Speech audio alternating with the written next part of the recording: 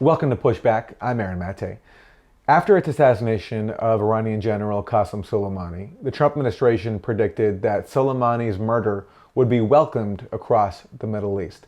Well, Iran has responded with a multi-city funeral that saw millions of people turn out to mourn Soleimani's murder and to call for revenge. Meanwhile, in Iraq, the Iraqi parliament has voted overwhelmingly to call for U.S. forces to leave. Joining me to discuss what all this means is Colonel Lawrence Wilkerson. He is the former Chief of Staff to Secretary of State Colin Powell, currently a distinguished professor at the College of William and Mary. Welcome, Professor Wilkerson, to Pushback. More than any other former government official, I'd say you have been sounding the alarm about the Trump administration's march to war on Iran since pretty much the day Trump took office. What is your response to Qassem Soleimani's murder by the U.S., and did you ever fathom that the U.S. under Trump would do something so brazen? Aaron, I knew that they would try to find, they being principally the two warmongers that are most prominent, Mike Pompeo and his colleague over at the Pentagon, Secretary Esper, Christian fundamentalists from West Point, if you will. I knew that they would try to find something that would push the president over the edge, so to speak. I had no idea that it would be something as violative of international law and as dramatic as this, but it's not in the sense that I just said. It's not a surprise. What do you think the motive was here? What do you think was really driving this and which triggered Trump's ultimate decision to do something so brazen? The motive of people like Pompeo, unquestionable, and Esper and Lindsey Graham and others, is war. They want a war with Iran. Motive of Bibi Netanyahu, and to a certain extent, I think Mohammed bin Salman.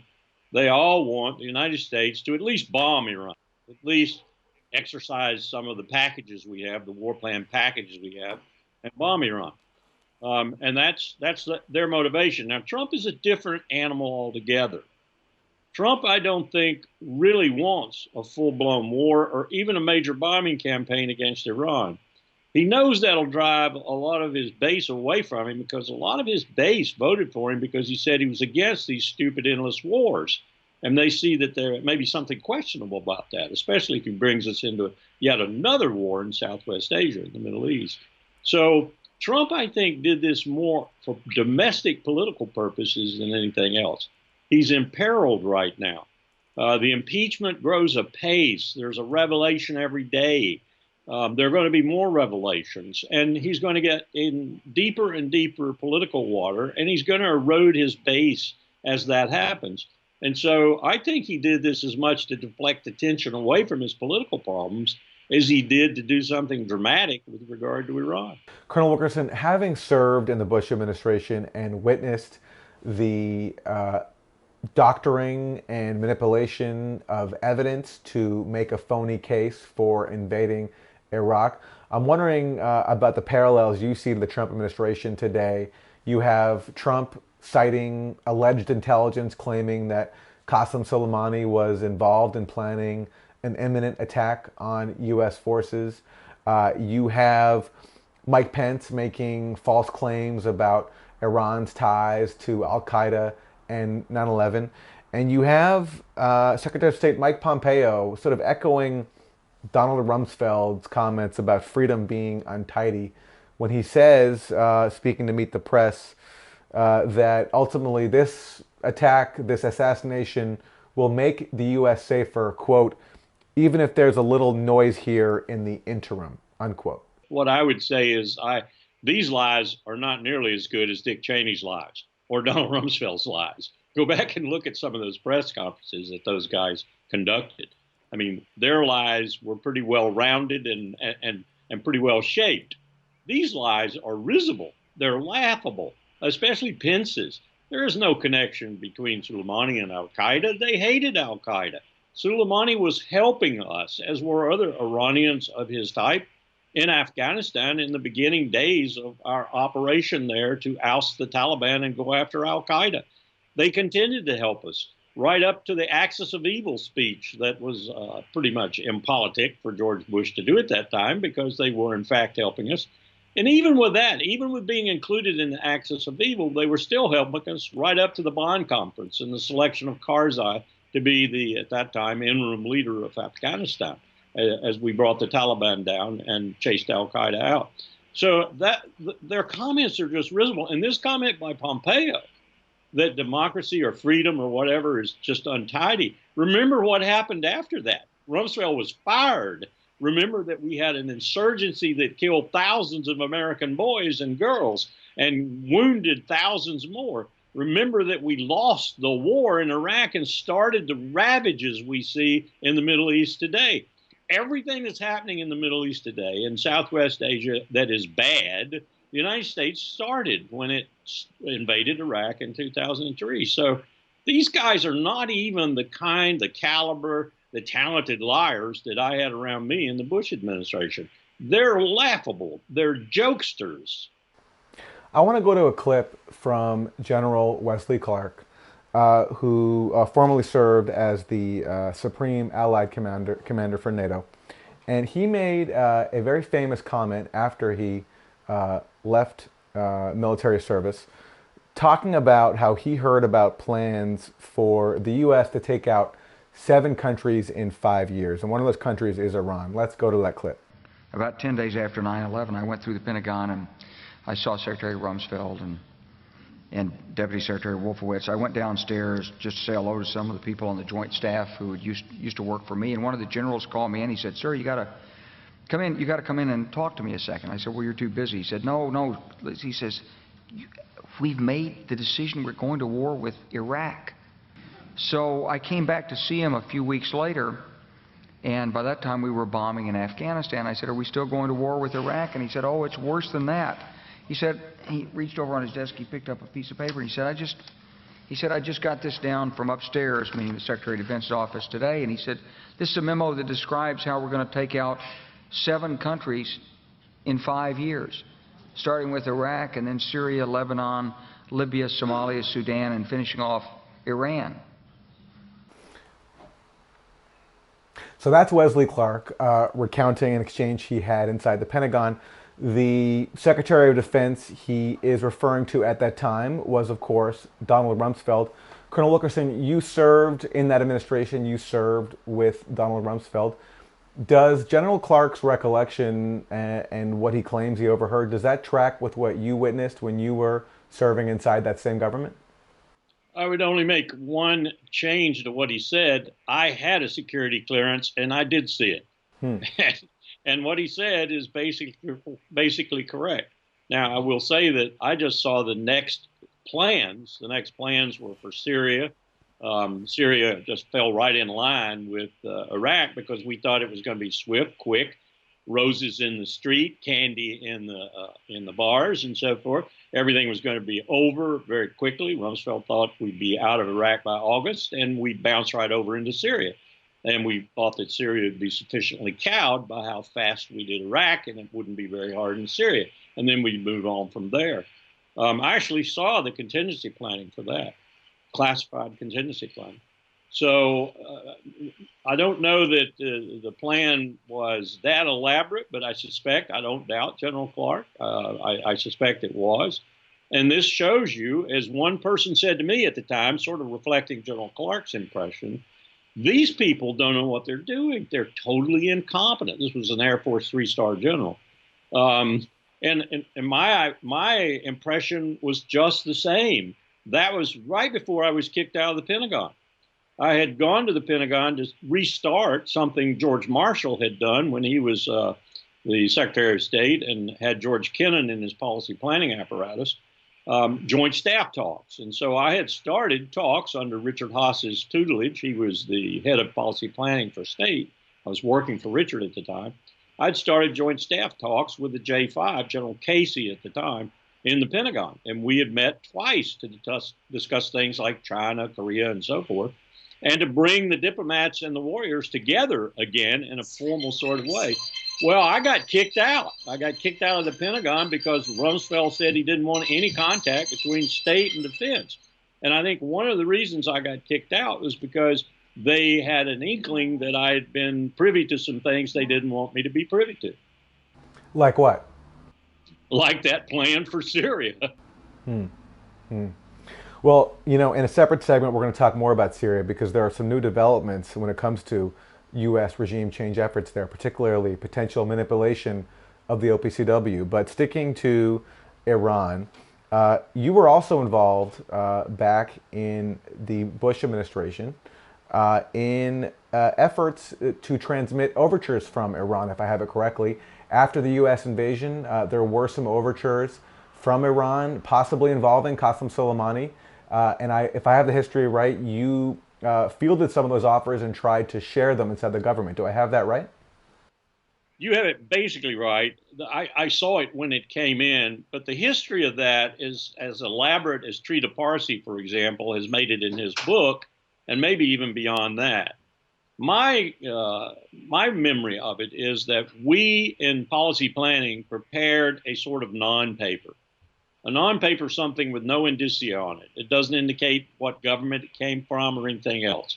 It goes to another government or governments with their knowledge that it's coming from a government, but there's no indicator for it. So we did this. We prepared a non-paper, and that non-paper was done by Richard Haas in Policy Planning, and what it said was, these are the things we would like to talk to Iran about should we ever get to talk. And we passed it up to the deputy, who was Richard Armitage at the time, because Richard didn't trust it going straight into the secretary. He thought the secretary would throw it back at him, and he wanted to get the deputy secretary's opinion before he did. And it disappeared. I never saw it again. I was later kind of it was hinted at by some people from Bill Burns' NEA, the department that looks over at state that looks over the Middle East. It was hinted that it did go through. It got to Iran. So when I saw this coming back, this non-paper essentially coming back from Iran later, I thought it was in response, and I still think it was in response. I think if I could get into the archives, I could prove it was in response to our non-paper. Because what it did was it addressed all the points we had addressed in our paper, plus it added their points. So now you had two papers side by side that said, this is what the U.S. wants to talk about if we ever talk. This is what Iran wants to talk about if we ever talk. And they were marvelously similar.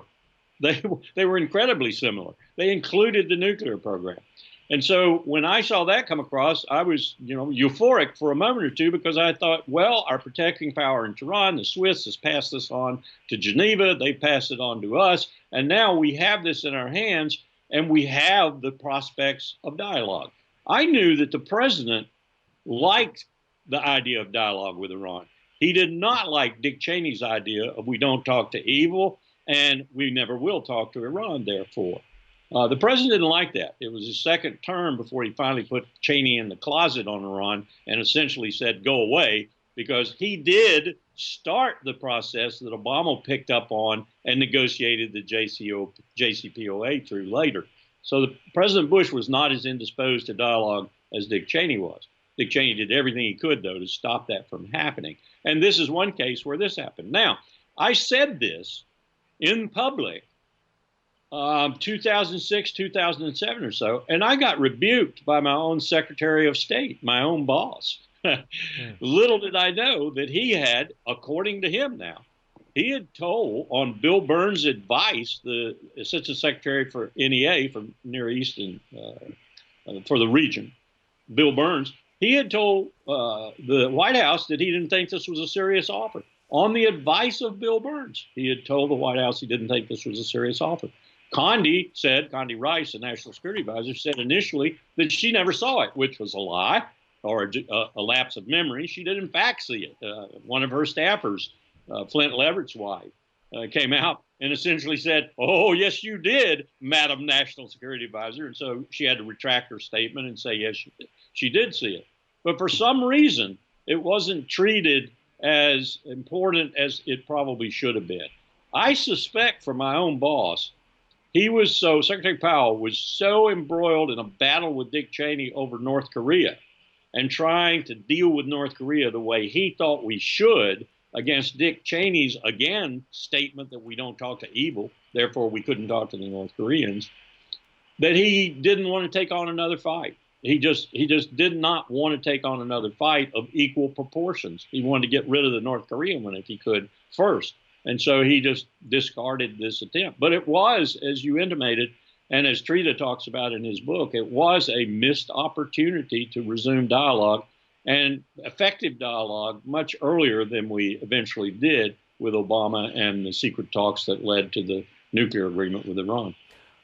So speaking of the nuclear agreement with Iran, in the aftermath of Qassem Soleimani's assassination, what do you think the chances are that Iran actually pursues a nuclear weapons program? They have long sworn off such a program, and if U.S. intelligence is to be believed, if I have this right, U.S. intelligence concluded that Iran abandoned even the steps towards a potential nuclear program, not an actual nuclear program, but the steps that would lead it towards a potential one back in 2003. Do you think, though, that actions such as this, such as killing Soleimani, might lead Iran to reverse that decision and actually seek a nuclear weapons program? Aaron, I'm very, very concerned about that. You put your finger on perhaps my biggest concern, because after all, Iran's nuclear weapons capability would be another blow to almost everything that we've tried to do since 1945 to harness nuclear weapons and so forth. So I'm very encouraged by an interview I did today that included, I did it for News 4 in London. It included an Iranian professor from their leading university who speaks fluent English, along with me. And we both agreed that what we're seeing right now is wisdom and strategic thinking in Tehran. They have not completely abrogated the nuclear agreement.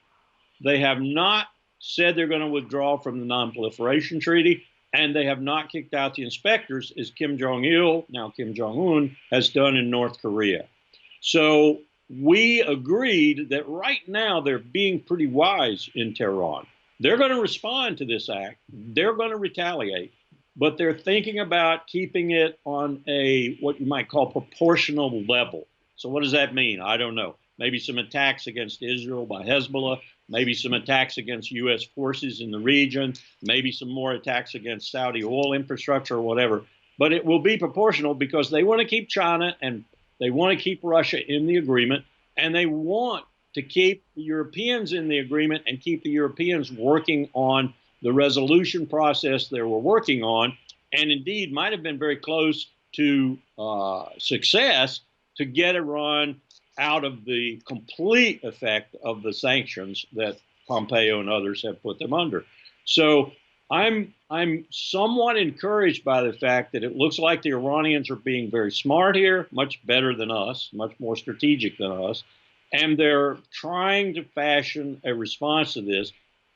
Don't get me, they're going to have to respond. They are not going to be able not to respond. Their people will not allow them not to do that. So they're going to have to respond, but they're working on a way to respond that won't be so provocative that our next response to their response will be so escalatory that it will include bombing packages on Iran, as President Trump has suggested. War crimes, if you will, bombing cultural sites and so forth. But, you know, this president is an idiot.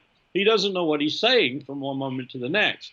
And his own administration has tried to walk that back. I listened to a woman today. She was eviscerated by a reporter from London who essentially told her, look, here's what the president said. Look at it. Listen to it. This is what he said. Of course, he said he was going to bomb 52 sites, of which some would be cultural. Well, that's a war crime. So we're being idiotic. The strike on Soleimani was idiotic. It was bad timing. It was not the right thing to do. It was strategic, not tactical. But the Iranians, hopefully, they seem to be smart in the way they're reacting to this. And that's not out of character for them. After all, they are a country that went through one of the most brutal war periods in the 20th century, from roughly 1980 to 88, 89, with the war with Iraq, World War I type casualties, trench warfare, that sort of thing, gas used on them by Saddam Hussein. So they know what it's like to be bombed. They know what it's like to die under a hail of bombs and missiles. They're going to try to do this smartly, I think. So I'm just a little bit encouraged by what I'm hearing out of Tehran.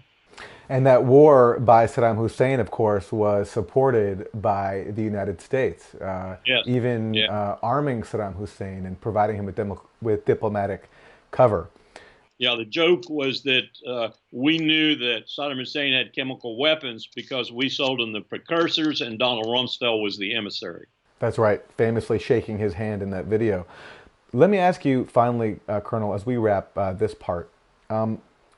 On all sides, even amongst Democrats, offering process critiques of Trump's strikes, it's taken at face value that Iran is aggressive throughout the Middle East and that the U.S. has to counter it. I would certainly understand anybody criticizing Iran for being aggressive against its own people, and I know people who have suffered greatly under the Iranian government at home. But abroad, it strikes me as a different story, and it strikes me that people in Iran, as we see today from the millions of people who came out for Qassem Soleimani's funeral, see him as a hero precisely because he protected Iran from outside aggression, whether it's from the U.S., Israel, or from ISIS. And on that front, I want to reach you a assessment from the Pentagon in 2014 describing Iran's fundamentally military doctrine. And now I want to get your response. It says this, quote, Iran's military doctrine is defensive. It is designed to deter an attack, survive an initial strike, retaliate against an aggressor, and force a diplomatic solution to hostilities while avoiding any concessions that challenge its core interests, unquote. That's the Pentagon in 2014. I'm wondering if you agree with that, and if you do, what then do you think accounts for the gulf between how Iran is perceived even internally by the Pentagon and how U.S. officials, whether they're in the Pentagon or in the White House, and also even in the Democratic opposition, how they talk about Iran publicly? I have to answer you with this, Adam, or Aaron, I'm sorry. Too many interviews today. In September of 2015, in the Roosevelt Room just outside the Oval Office, Major General Paul Eaton and I sat across from President Obama and Secretary John Kerry. We were there ostensibly to be thanked by the president for the work we'd done on the JCPOA, the nuclear agreement with Iran. The president was supposed to spend at most 10 or 15 minutes with us. He wound up spending about 35, 40 minutes with us, and he started off his conversation that was spellbinding with these words. There's a bias in this town toward war. I almost fell off my chair because that's what I've been teaching for 15 years.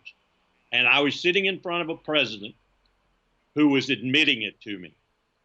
But the disquieting thing about his subsequent remarks was that he was hinting that he did not know what to do about it after 7 years in office. That's what we're facing right now. We have not been at war for 20 years because we needed to be. We've been at war for 20 years because the national security state we have created since World War II, and particularly since 9/11, its raison d'etre, its reason for being, is war and more war. From the military-industrial complex to all the sinews of this country that make endless billions of dollars from these wars, the influence is palpable. You see it when you go into the Senate. You see it when you go into the House of Representatives. You know these people are getting money from Lockheed Martin. You know they're getting money from ExxonMobil into their PACs, maybe into their personal pockets. You know they're getting money from Mohammed bin Salman and his minions. You know that Bibi Netanyahu knows all of this, and he knows the kind. Hey, he's talked about the kind of control he has over the United States Congress. So that's what jumped up and grabbed Trump when he made the decision, the on-the-spot decision to take the most harsh option the military was giving him, which was killing Soleimani. It surprised the military. Aaron, the military wasn't even ready to take the measures in the region that it needed to take after the strike because it didn't think the president would pick that option. He picked that option because the alligator jumped out of the swamp that Trump promised to drain, called war, and grabbed the president by the throat. This president does not want a war with Iran, but he just might get one because that alligator's got him in a life hold. Colonel Lawrence Wilkerson, the former Chief of Staff to Secretary of State Colin Powell, currently a distinguished professor at the College of William and Mary. Thank you. Thanks for having me, Aaron.